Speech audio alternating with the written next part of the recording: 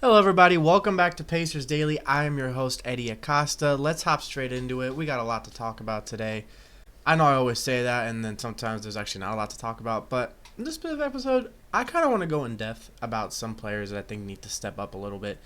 And I also just want to talk about the fact that there's another home game that we have, and we just can't seem to win at home or on the road, or we probably couldn't win our local YMCA gym right now.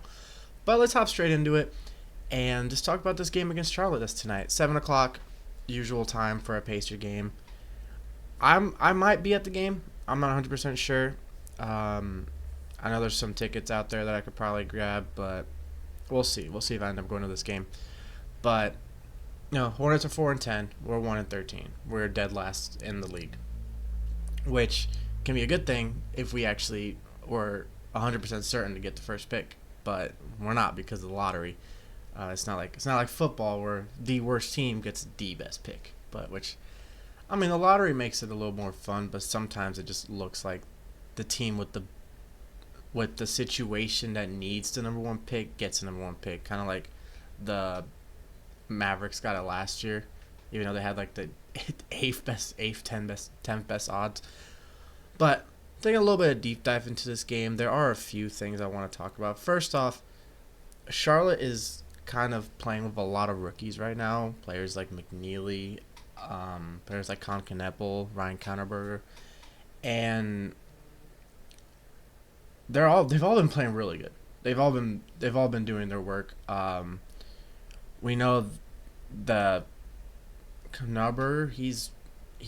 I might be saying his name wrong just because that is not the easiest name to pronounce. Um, Kalkbrenner. Yeah, I was saying his name horribly wrong. I'm so sorry. But he's been averaging close to 10 points a game, 7 rebounds, and shooting 81% from the field. So that's someone we got to kind of, just stop in the center in the low post because he's just been playing as good as he's been playing. But now let's talk about some players that I think need to step up. And the first one is very obvious. Jarris Walker. If I'm being honest with you, Jarris Walker has not been good. Now, yes, he's averaging 10 points a game, 5 rebounds, 3 assists, but he is shooting 29.8% from the field and 26% from 3. Abysmal. Abysmal numbers. I'm not going to lie to you. That is abysmal numbers. And I am someone who had such high hopes for Jarris, not even just this season, but last season. He actually started to get playing time, and he was playing okay, but he was still just kind of in and out of the rotation just because he's not consistent. And we can keep tying it to the fact that he's still only 22 years old, but, I mean, other players are his age and have already built consistent scoring outbreaks, consistent just everything. Players drafted in 23, 24, all already looking very good. Obviously, he was drafted in the same draft as players like Wembanyama, and so, it's just we need more from a player like Walker, just because he's supposed to be one of the risers on this team, and he's kind of just stuck right there. And then the other player I want to see step up a little bit is Andrew Nembhard. Now, the only thing I want to see more from Nembhard is his passing. He is currently averaging 6 assists a game, which, as for the starting point guard on our team, I think he needs more. But it's not 100% his fault. I mean, as a collective, we're one of the worst shooting teams in the league right now. You never would have thought that the Pacers would have been this low in any sense, whether it comes to field goal percentage, 3-point percentage. This is a team that plays magnet ball half of the playoffs, and the other half they're playing good, but not fully magnet ball. But a team that just turns into all prime Steph Currys at any random given moment, and we just haven't had a game like that this year. And even the game we won, that was like the only game we genuinely we did. There were other games that we probably should have won over that one, like the Milwaukee game. Probably should have won that. Definitely should have won the Brooklyn game. But that Warriors game, we just kind of came away with that out of nowhere. But Nembhard, I love the way Nembhard's been playing. I genuinely think Nembhard has actually been playing pretty well. He's not.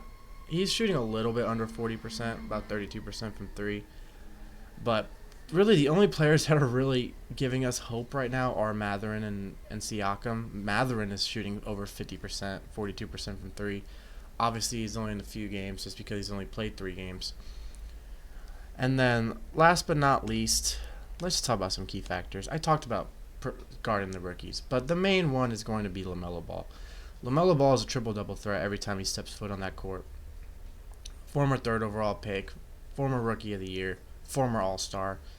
He can still be an all-star. He just needs to stay healthy. But he's just someone that you got to make sure that you cut all 3 levels down.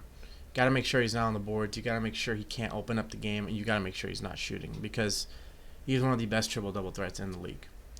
It's him, Jokic, Şengün, Luka, and Giannis. All these are big triple-double threats. Here's one of them. But they're not going to have Brandon Miller. They have a few injuries. They're probably not going to have Liam McNeely this game either. Trey Mann is game time decision, and Josh Green just hasn't made his debut this year. But overall, there's so much riding on this one game just because we just need to win. Just one win, and maybe Pacers fans will be somewhat happy that we were able to actually get something done. But we just really need to kind of focus, open up the game a lot more, shoot less threes, try to get in the paint more, try to get more free throws, and then convert on our free throw attempts because that has been killing us this season. Especially players like Siakam and Walker just haven't been too consistent from the line. So I'm just really hoping that this team can kind of just step up and just give us a fun game to watch.